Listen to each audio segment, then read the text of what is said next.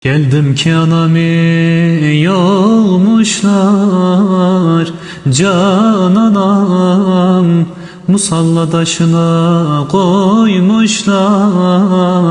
Gül anam nur yüzüne beyaz bezi çekmişler. Can anam evin barkın kime koydun gidi sen anam, can anam, can anam. Yavruların birer birer geldiler, açıp soğuk yüzün gördüler.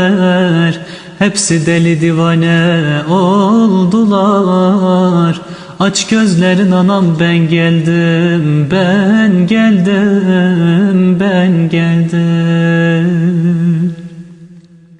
Hani beni çok severdin, sesin duymasam deli olurum derdin. Şimdi sesin duyamıyorum anam, yavruların kime koydun gidi sen anam, can anam, can anam. Anasız dünya boş imiş, anadan ayrılmak zor imiş. Meğer beni saran kollar yokmuş.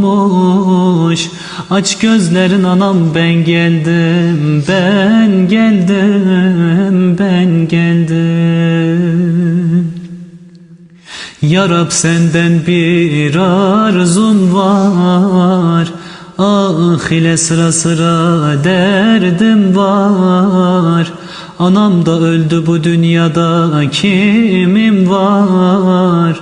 Ya Rab, ne olur affeyle anamı, anamı, anamı.